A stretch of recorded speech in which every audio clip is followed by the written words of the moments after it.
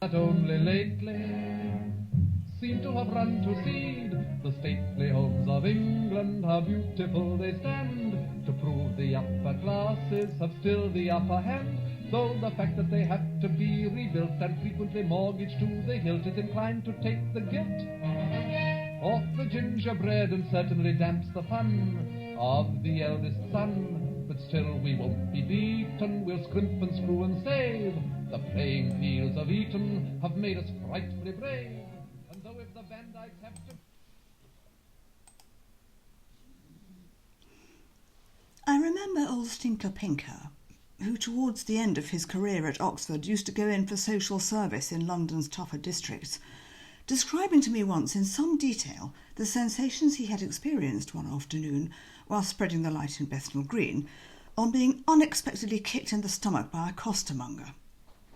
It gave him, he told me, a strange dreamy feeling, together with an odd illusion of having walked into a thick fog. And the reason I mention it is that my own emotions at this moment were extraordinarily similar. When I had last seen this butler, if you recollect, on the occasion when he had come to tell me that Madeline Bassett would be glad if I could spare her a moment, I mentioned that he had flickered.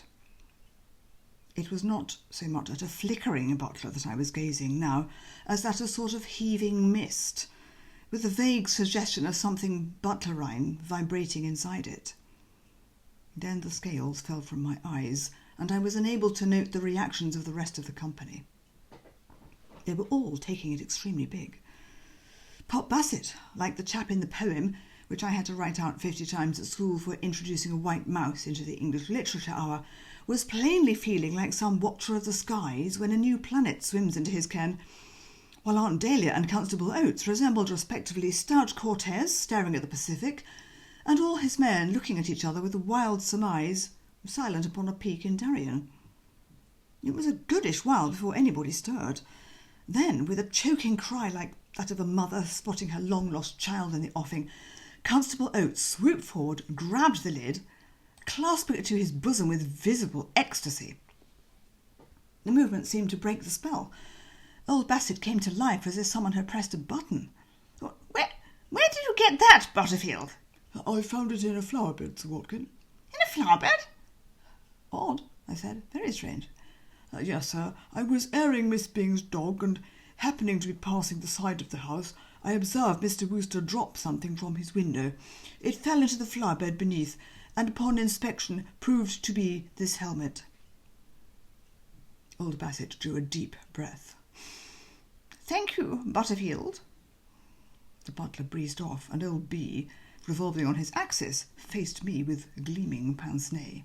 So, he said. There is never very much you can do in the way of a telling comeback when a fellow says so to you, so I preserved a judicious silence. Some mistake, said Aunt Dahlia, taking the floor with an intrepidity which became her well, and probably came from one of the other windows. Easy to get confused on a dark night. Pah! Oh, it may be that man was lying. Yes, that seems a plausible explanation. I think I say it all. This Butterfield of yours is the guilty man. He stole the helmet, and knowing that the hunt was up and detection imminent, decided to play a bold game and try to shove it off on Bertie. Eh, Bertie? I shouldn't wonder, Aunt Dahlia. I shouldn't wonder at all. Yes, that is what must have happened. It becomes clearer every moment. You can't trust these saintly-looking butlers an inch. Not an inch. I remember thinking the fellow had a furtive eye. Me too. You noticed it yourself, did you? Right away. He reminds me of Murgatroyd. Do you remember Murgatroyd at Brinkley, Bertie? The fellow before Pomeroy, stoutish cove. That's right, with a face more than usually respectable archbishopish. Took us all in, that face. We trusted him implicitly, and what was the result? Fellow pinched a fish slice, put it up the spout and squandered the proceeds at the dog races. This Butterfield is another Murgatroyd. Some relation, perhaps. I shouldn't be surprised. Well, now that's all satisfactorily settled and Bertie dismissed without a stain on his character. How about all going to bed? It's getting late, and if I don't get my 8 hours, I'm a rag. She had injected into the proceedings such a pleasant atmosphere of all pals together and hearty let's say no more about it, that It came as quite a shock to find that old Bassett was failing to see eye to eye. He proceeded immediately to strike the jarring note. "With your theory that somebody is lying, Mrs. Travers, I am in complete agreement. But when you assert that it is my butler, I must join issue with you. Mr. Wooster has been exceedingly clever, almost ingenious." "Oh, thanks. But I'm afraid that I find myself unable to dismiss him, as you suggest, without a stain on his character. In fact, to be frank with you, I do not propose to dismiss him at all." He gave me the pince-nez in a cold and menacing manner. I can't remember when I've seen a man I liked the look of less. Or looked the like of less. "You may possibly recall, Mr. Wooster, that in the course of our conversation in the library I informed you that I took the very gravest view of this affair. Your suggestion that I might be content with inflicting a fine of £5, as was the case when you were here before me at Bossier Street, convicted of a similar outrage, I declared myself unable to accept. I assured you that the perpetrator of this wanton assault on the person of Constable Oates would, when apprehended, serve a prison sentence. I see no reason to revise that decision." This statement had a mixed press. Eustace Oates obviously approved. He looked up from the helmet with a quick, encouraging smile, and but for the iron restraint of discipline would, I think, have said, "Hear, hear." Aunt Daly, on the other hand, didn't like it. "Here, come, I say, Sir Watkin, really, dash it," she expostulated, always on her toes when the interests of the clan were threatened. "You can't do that sort of thing." "Madam, I both can and will." He twiddled a hand in the direction of Eustace Oates. "Constable!" He didn't add, "Arrest this man," or "Do your duty," but the officer got the gist. He clumped forward zealously. I was rather expecting him to lay a hand on my shoulder, or to produce the gyves and apply them to my wrists, but he didn't. He merely lined up beside me as if we were going to do a duet, and stood there looking puff-faced. Aunt Dahlia continued to plead and reason. "But you can't invite a man to your house, and the moment he steps inside the door, calmly bung him into the coop. If that is Gloucestershire hospitality, then heaven help Gloucestershire. Mr. Wooster is not here on my invitation, but on my daughter's." "That makes no difference. You can't wriggle out of it like that. He is your guest. He's eaten your salt. And let me tell you, while we're on the subject, that there was a lot too much of it in the soup tonight." "Oh, would you say that?" I said. "Just about right, it seemed to me." "No, too salty." Pop Bassett intervened. "I must apologise for the shortcomings of my cook. I may be making a change before long. Meanwhile, to return to the subject with which we are dealing, Mr. Wooster is under arrest, and tomorrow I shall take the necessary steps to—" "And what's going to happen to him tonight?" "We maintain a small but serviceable police station in the village, presided over by Constable Oates. Oates will doubtless be able to find him accommodation." "You aren't proposing to lug the poor chap off to a police station at this time of night. You could at least let him doss in a decent bed." "Yes, I see no objection to that. One does not wish to be unduly harsh. You may remain in this room till tomorrow, Mr. Wooster." "Oh, thanks." "I shall lock the door." "Oh, quite." "And take charge of the key." "Rather." "And Constable Oates will patrol beneath the window for the remainder of the night." "Sir?" "This will check Mr. Wooster's known propensity for dropping things from windows. You had better take up your station at once, Oates." "Very good, sir." There was a note of quiet anguish in the officer's voice, and it was plain that the smug satisfaction with which he had been watching the progress of events had waned. His views on getting his 8 hours were apparently the same as Aunt Dahlia's. Saluting sadly, he left the room in a depressed sort of way. He had his helmet again, but you could see that he was beginning to ask himself if helmets were everything. "And now, Mrs. Travers, I should like, if I may, to have a word with you in private." They oiled off, and I was alone. I don't mind confessing that my emotions, as the key turned in the lock, were a bit poignant. On the one hand, it was nice to feel that I had got my bedroom to myself for a few minutes, but against that you had to put the fact that I was in what is known as durance vile, and not likely to get out of it.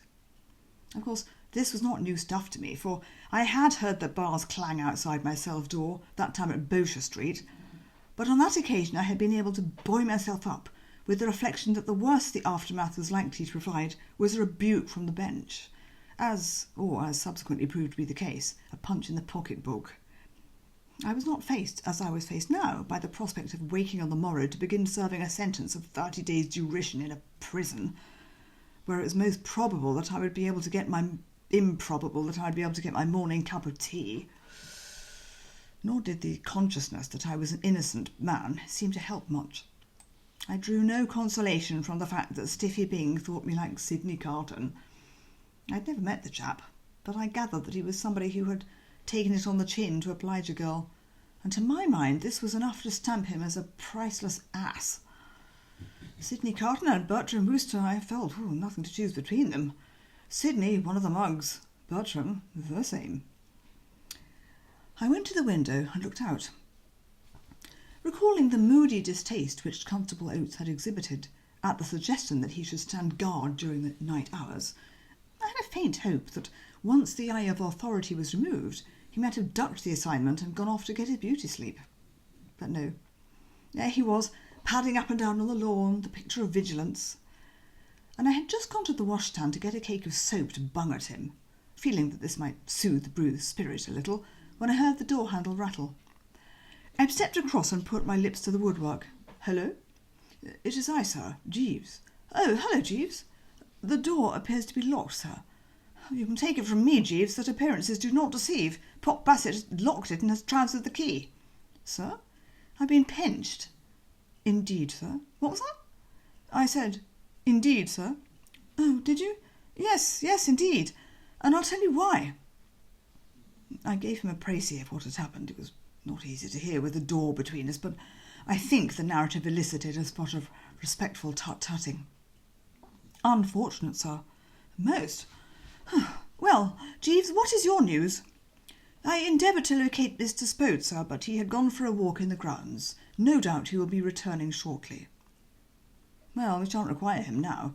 The rapid march of events has taken us far past the point where Spode could have been of service.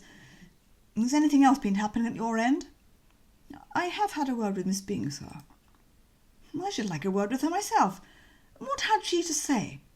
"The young lady was in considerable distress of mind, sir, her union with the Reverend Mr. Pinker having been forbidden by Sir Watkin." "Good Lord, Jeeves, why?"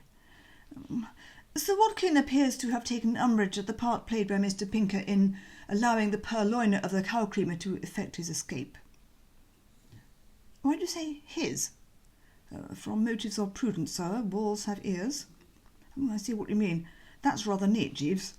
"Thank you, sir." I mused a while on this latest development. There were certainly aching hearts in Gloucestershire all right this PM. I was conscious of a pang of pity. Despite the fact that it was entirely owing to Stiffy that I found myself in my present predic, I wished the young loony well and mourned for her in her hour of disaster. "So he's bunged a spanner into Stiffy's romance as well as Gus's, has he? That old bird has certainly been throwing his weight about tonight, Jeeves." "Yes, sir."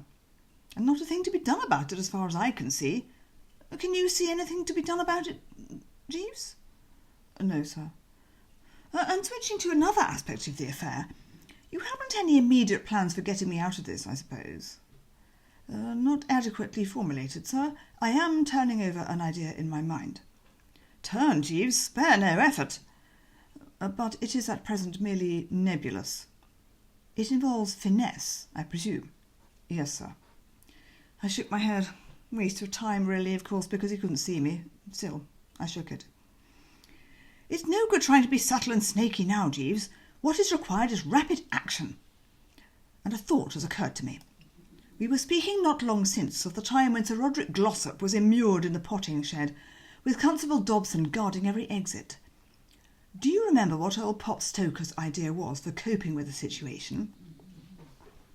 "If I recollect rightly, sir, Mr. Stoker advocated a physical assault upon the officer. 'Bat him over the head with a shovel' was, as I recall, his expression." "Correct, Jeeves. Those were his exact words. And though we scouted the idea at the time, it seems to me now that he displayed a considerable amount of rugged good sense. These practical self-made men have a way of going straight to the point and avoiding side issues. Constable Oates is on sentry go beneath my window. I still have the knotted sheets, and they can readily be attached to the leg of the bed or something. So, if you just borrow a shovel somewhere and step down... I fear, sir... Oh, come on, Jeeves, this is no time for nolle prosequis. I know you like finesse, but you must see that it won't help us now. The moment has arrived, and only shovels can serve. You could go and engage him in conversation, keep the instrument concealed behind your back, and waiting for the psychological... excuse me, sir, I think I hear someone coming. Well, ponder over what I have said. Who's coming? It is Sir Watkin and Mrs. Travers, sir. I fancy they are about to call upon you.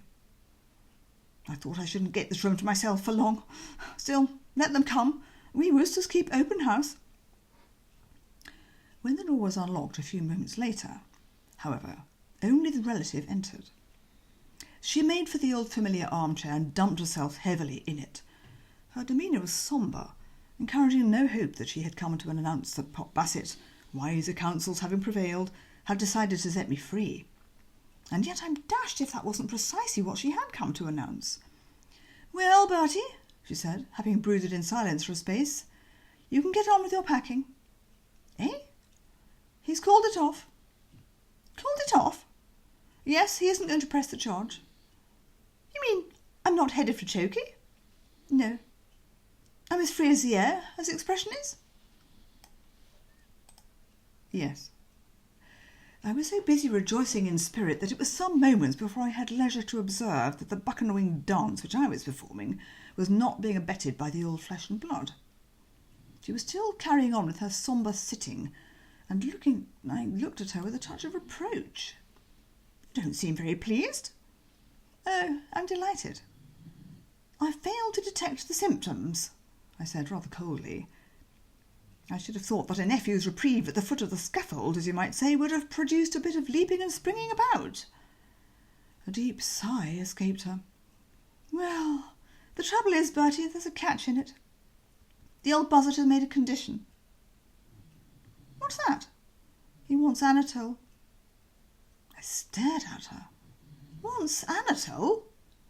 "Yes, that is the price of your freedom. He says he will agree not to press the charge if I let him have Anatole. Darned old blackmailer." A spasm of anguish twisted her features. It was not so very long since she had been speaking in high terms of blackmail,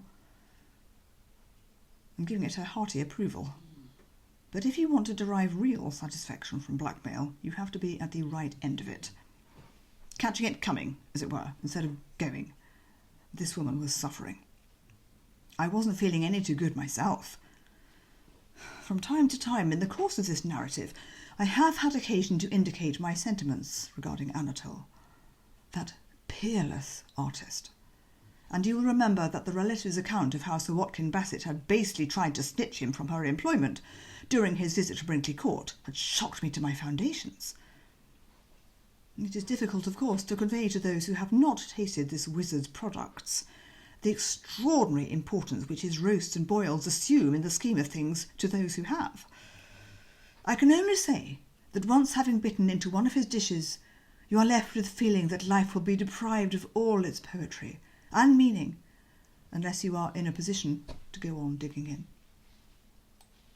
The thought that Aunt Dahlia was prepared to sacrifice this wonder man merely to save a nephew from the cooler was one that struck home and stirred. I don't know when I have been so profoundly moved. It was with a melting eye that I gazed at her. She reminded me of Sidney Carton. "You were actually contemplating giving up Anatole for my sake?" I gasped. Of course, jolly well not. I wouldn't hear of such a thing. But you can't go to prison." "I certainly can, if my going means that supreme maestro will continue working at the old stand. Don't dream of meeting old Bassett's demands." "Bertie, do you mean this?" "I should say so. What's a mere 30 days in the second division? A bagatelle. I can do it on my head. Let Bassett do his worst. And," I added in a softer voice, "when my time is up and I come out into the world once more a free man, let Anatole do his best. A month of bread and water or skilly or whatever they feed you on in these establishments will give me a rare appetite. On the night when I emerge, I shall expect a dinner that will live in legend and song." "You shall have it." We might be sketching out the details now. No time like the present. Start with caviar or cantaloupe? And cantaloupe, followed by a strengthening soup. Think or clear? Clear. You aren't forgetting Anatole's velouté aux fleurs de courgette? Not for a moment. But how about his consommé aux pommes d'amour? Perhaps you're right. I think I am. I feel I am. I'd better leave the ordering to you. It might be wisest. I took pencil and paper, and some 10 minutes later I was in a position to announce the result. This, then, I said, subject to additions I may think of out in my cell, is the menu as I see it. And I read as follows. Le dîner. Caviar frais. Cantaloupe. Consommé aux pommes d'amour. Sylphide à la crème d'écrivisse. Mignonnette de poulet petit duc. Pointe d'asperge à la mastinguette. Mistinguette. My French never was very good. Suprême de foie gras au champagne. Neige aux perles des Alpes. Tambal de riz de veau toulousaine. Salade endive et de céleri. Le plum pudding. L'étoile aubergée. Bénédictin blanc.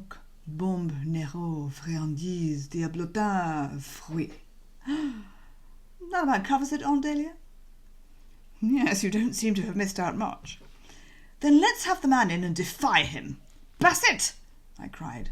Bassett! Shouted Aunt Dahlia. Bassett! I bawled, making the welkin ring. It was still ringing when he popped in, looking annoyed. What the devil are you shouting at me like that for? Oh, there you are, Bassett. I wasted no time in getting down to the agenda. Bassett, we defy you. The man was plainly taken aback. He threw a questioning look at Aunt Dahlia. He seemed to be feeling that Bertram was speaking in riddles. He is alluding, explained the relative, to that idiotic offer of yours to call the thing off, if I let you have Anatole. Silliest idea I have ever heard. We have been having a good laugh about it, haven't we, Bertie? Roaring our heads off, I asserted. He seemed stunned. Do you mean that you refuse? Of course we refuse. I might have known my nephew better than to suppose for an instant that he would consider bringing sorrow and bereavement to an aunt's home in order to save himself unpleasantness. The Woosters are not like that, are they, Bertie? I should say not. They don't put self first. I bet they don't. I ought never to have insulted him by mentioning the offer to him. I apologise, Bertie. Quite all right, old flesh and blood. She wrung my hand. Good night, Bertie, and goodbye, or rather, au revoir, until we meet again. Absolutely, when the fields are white with daisies, if not sooner. By the way, didn't you forget Nommé de la Méditerranée en fenouil? Oh, so I did. And celle d'agneau au laitue à la grecque. Shove them on the charge sheet, will you? Her departure, which was accompanied by a melting glance of admiration and esteem over her shoulder as she navigated across the threshold, was followed by a brief, and on my part, haughty silence. After a while, Pop Bassett spoke in a strained and nasty voice. Well, Mr. Wooster, it seems that after all you will have to pay the penalty of your folly. Quite. I may say that I have changed my mind about allowing you to spend the night under my roof. You will go to the police station. Vindictive, Bassett? Not at all. I see no reason why Constable Oates should be deprived of his well-earned sleep merely to suit your convenience. I will send for him. He opened the door. Here, you! It was a most improper way of addressing Jeeves, but the faithful fellow did not appear to resent it. Sir? On the lawn outside the house you will find Constable Oates. Bring him here. Very good, sir. I think Mr. Spode wishes to speak to you, sir. Eh? Mr. Spode, sir. He is coming along the passage now. Old Bassett came back into the room, seeming displeased. I wish Roderick would not interrupt me at a time like this, he said querulously. I cannot imagine what reason he can have for wanting to see me. I laughed lightly. The irony of the thing amused me.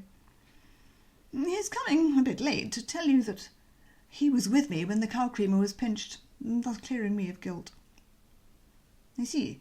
Yes, as you say, he is somewhat late. I shall have to explain to him. Ah, Roderick. The massive frame of R. Spode had appeared in the doorway. Come in, Roderick, come in. You need not have troubled, my dear fellow. Mr. Wooster has made it quite evident that he had nothing to do with the theft of my cloak-room. It was that you wished to see me about, was it not? Well, no, said Roderick Spode. There was an odd, strange look on the man's face. His eyes were glassy, and as far as a thing of that size was capable of being fingered, he was fingering his moustache. He seemed to be bracing himself for some unpleasant task. Well, no, he said. The fact is, I hear there's been some trouble about that helmet I stole from Constable Oates. There was a stunned silence. Old Bassett goggled. I goggled. Roderick Spode continued to finger his moustache. It was a silly thing to do, he said. I see that now. I, yielded to an uncontrollable impulse. One does sometimes, doesn't one? You remember I told you I once stole a policeman's helmet at Oxford? I was hoping I could keep quiet about it, but Woosted man tells me that you have got the idea that Wooster did it, so of course I had to come and tell you. That's all. I think I'll go to bed, said Roderick Spode. Good night. He edged off, and the stunned silence started functioning again. I suppose there had been men who looked bigger asses than Sir Watkin Bassett at that moment, but I'd never seen one myself. The tip of his nose had gone bright scarlet, and his pince-nez were hanging limply to the parent nose at an angle of 45. Consistently though he had snooted me from the very inception of our relations, I felt almost sorry for the poor old blighter. He said at length. He struggled with the vocal cords for a space. They seemed to have gone twisted on him.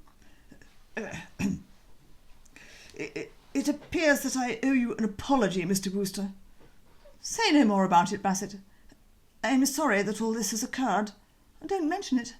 My innocence is established. That is all that matters. I presume that I am now at liberty to depart. Oh, certainly, certainly. Good night, Mr. Wooster. Good night, Bassett. I need scarcely say, I think, that I hope this will be a lesson to you. I dismissed him with a distant nod and stood there wrapped in thought. I could make nothing of what had happened. Following the old and tried Oates method of searching for the motive, I had to confess myself baffled. I could only suppose that this was the Sydney Carton spirit bobbing up again. And then a sudden blinding light seemed to flash upon me. Jeeves? Sir. Were you behind this thing? Sir? Don't keep saying sir, you know what I'm talking about. Was it you who egged Spode on to take the rap? I wouldn't say he smiled, he practically never does, but a muscle abaft the mouth did seem to quiver slightly for an instant. I did venture to suggest to Mr. Spode that it would be a graceful act on his part to assume the blame, sir. My line of argument was that he would be saving you a great deal of unpleasantness while running no risk to himself. I pointed out to him that Sir Watkin, being engaged to marry his aunt, would hardly be likely to inflict upon him the sentence which he had contemplated inflicting upon you. One does not send gentlemen to prison if one is betrothed to their aunts. Profoundly true, Jeeves, but I still don't get it. Do you mean he just right-hoed, without a murmur? Not precisely without a murmur, sir. At first, I must confess, he betrayed a certain reluctance.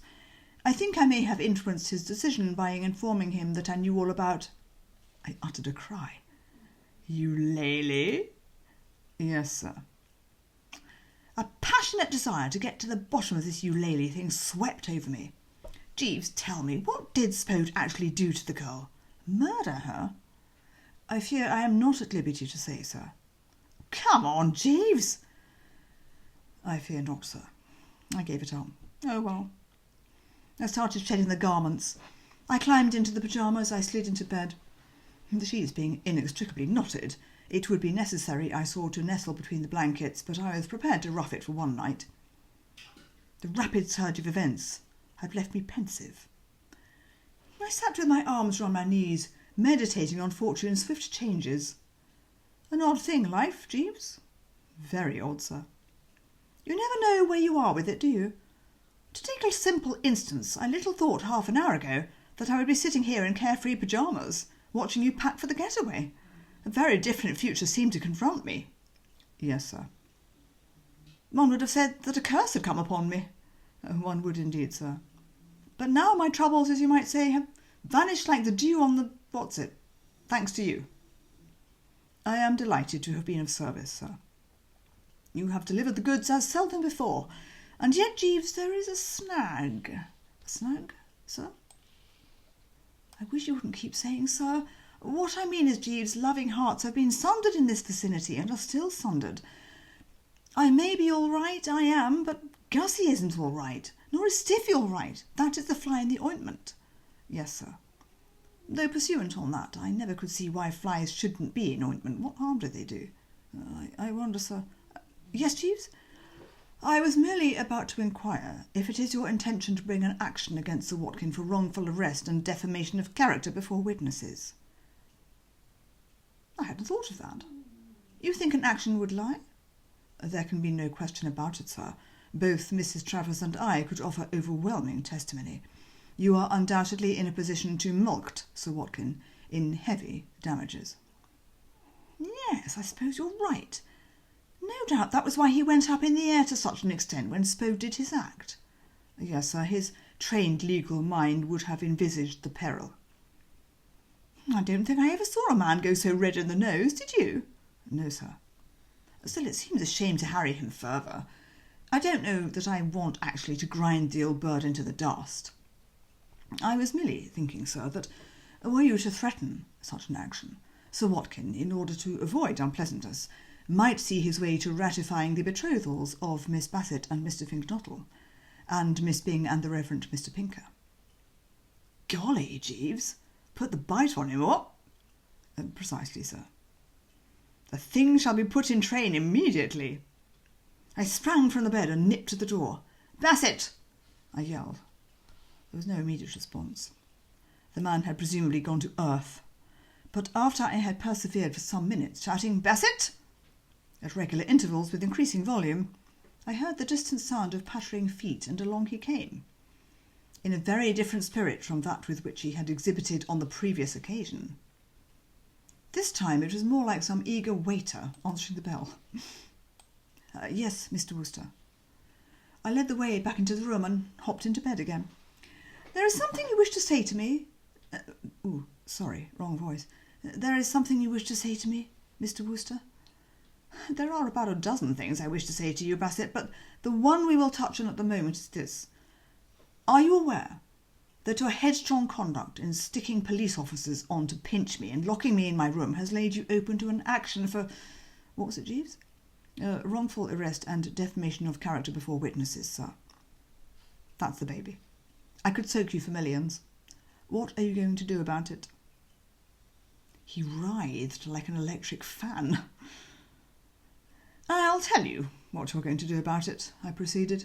You are going to issue your OK on the union of your daughter Madeline and Augustus Finknottle, and also on that of your niece Stephanie and the Reverend H.P. Pinker.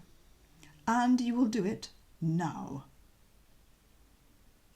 A short struggle seemed to take place in him. It might have lasted longer if he hadn't caught my eye. Very well, Mr. Wooster. And touching that cow creamer, it is highly probable that the international gang that got away with it will sell it to my Uncle Tom. Their system of underground information will have told them that he is in the market. Not a yip out of you, Bassett, if at some future date you see that cow creamer in his collection. Very well, Mr. Wooster. And one other thing. You owe me £5. I beg your pardon? In repayment of the one you took off Mid-Rocher Street. I shall want that before I leave. I will write you a cheque in the morning. I shall expect it on my breakfast tray. Good night, Bassett. Good night, Mr. Wooster. Is that brandy? I see over there. I think I should like a glass, if I may. Jeeves, a snootful for Sir Watkin Bassett. Very good, sir. He drained the beaker gratefully and tottered out. Probably quite a nice chap if you knew him. Jeeves broke the silence. I have finished the packing, sir. Good, then I think I'll curl up. Open the windows, will you? Very good, sir.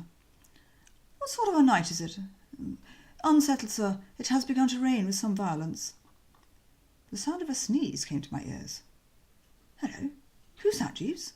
Somebody out there? Constable Oates, sir. You don't mean he hasn't gone off duty? No, sir. I imagine that in his preoccupation with other matters it escaped Sir Watkin's mind to send word to him that there was no longer any necessity to keep his vigil. I sighed contentedly. It needed but this to complete my day. The thought of Constable Oates prowling in the rain like the troops of Midian, when he could have been snug in his bed toasting his pink toes on a water bottle, gave me a curiously mellowing sense of happiness. This is the end of a perfect day, Jeeves. What's that thing of yours about larks, sir? And I rather think snails. Oh, yes, sir. The years at the spring, the days at the morn, mornings at 7, the hillsides dew-pearled. But the larks, Jeeves, the snails. I'm pretty sure larks and snails entered into it. I'm coming to the larks and snails, sir. The larks on the wing, the snails on the thorn. Now you're talking. And the tabline? God's in his heaven and all's right with the world. That's it in a nutshell. I couldn't have put it better myself. And yet, Jeeves, there is just one thing. I do wish you would give me the inside facts about Eulalie. I fear, sir. I would keep it dark. You know me, the silent tomb. I know, but the rules of the Junior Ganymede are extremely strict, sir. But you might stretch a point. I'm sorry, sir. I made the great decision.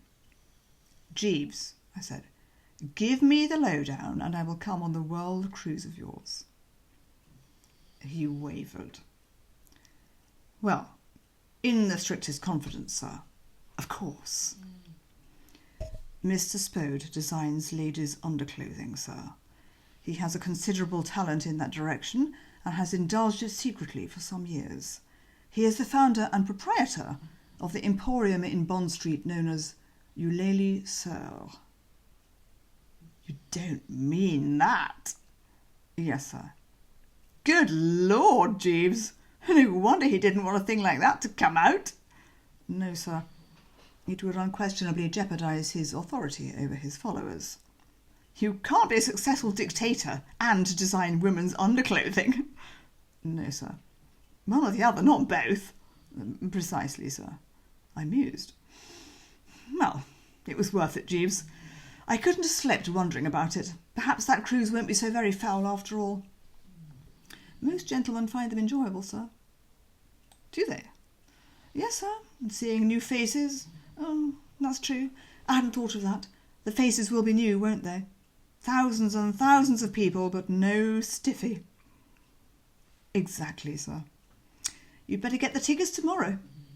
I have already procured them. Good night, sir. The door closed. I switched off the light. For some moments I lay there listening to the measured tramp of Constable Oates's feet and thinking of Gussie and Madeline Bassett and of Stiffy and old Stiffy Pinker and of the hotsy-totsiness which now prevailed in their love lives. I also thought of Uncle Tom being handed the cow creamer and of Aunt Dahlia seizing the psychological moment and nicking him for a fat cheque from a lady's boudoir. Jeeves was right, I felt. The snail was on the wing and the lark on the thorn. Or rather, the other way round. And God was in his heaven and all right with the world. And presently the eyes closed, the muscles relaxed, the breathing became soft and regular, and sleep, which does something which has slipped my mind to the something's leave of care, poured over me in a healing wave.